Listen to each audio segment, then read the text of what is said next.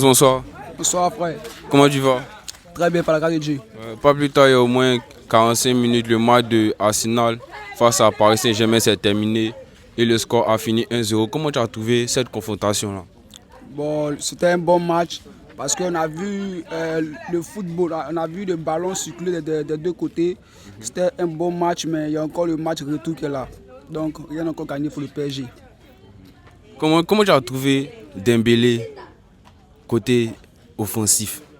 Bon, Dembélé, c'est un leader. Il a prouvé aujourd'hui que c'est un vrai leader parce qu'il a apporté plus en offensif qu'en défensif. Il a motivé son équipe à aller remporter les 3 points face à Arsenal. Je dis bravo à Dembélé pour ce match. Un grand match. Et c'est Georgien Kvaratskhelia, c'est le numéro 7 de Paris Saint-Germain. Bon, lui, il est bon, mais il est un peu brouillon. Il est un peu brouillon parce qu'il veut montrer tellement. Il veut aller. Il veut démontrer qu'il est un grand joueur, mais il y a des choses encore qui manquent encore dans lui, dans son football. Voilà, donc là, il a beaucoup encore à apprendre encore auprès de Dembélé et autres. Qu'est-ce qui a manqué à Arsenal de conclure à domicile? Bon, moi, selon moi, il a manqué à Arsenal un Thomas Partey. Parce que Thomas Partey est l'homme actuellement de Arsenal. Du côté défensif, c'est Thomas Partey. On avait dit que Thomas Partey manquait même à Arsenal.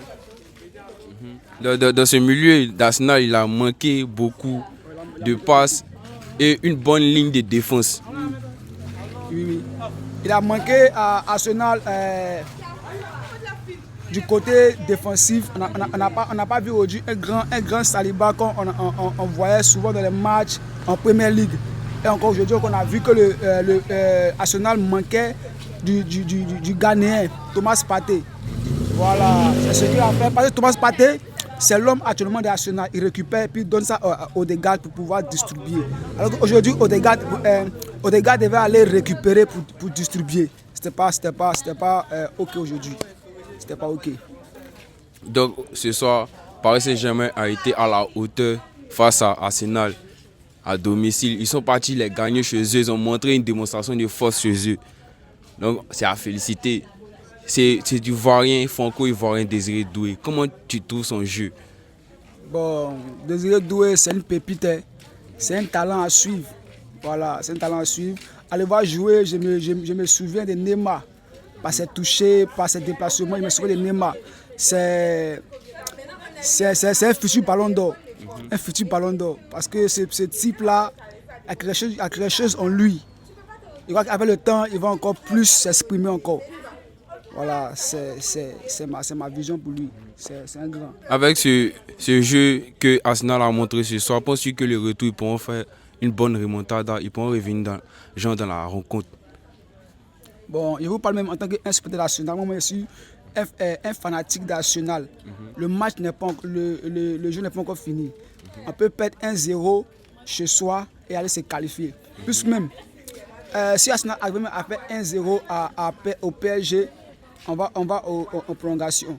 Ce n'est plus un but contre 2 à l'extérieur. Donc Arsenal a encore le football encore à démontrer. Voilà, je crois encore à mon équipe. Je crois qu'on va se qualifier. Match retour, 3-1 pour Arsenal. Donc c'est possible que le Barça ou soit l'Inter croise Arsenal en finale. Bon, c'est possible. Mais Barça ne sera pas en finale. C'est possible, mais Barça ne sera pas en finale. Quel est ton pronostic de demain? Bon, demain, d'abord qui reçoit? C'est Barça qui reçoit apparemment. Bon, demain, Barça gagne 2-1. Mais ils ne seront pas qualifiés. C'est ton pronostic? Oui. Ok. Donc on attend demain pour voir. Merci.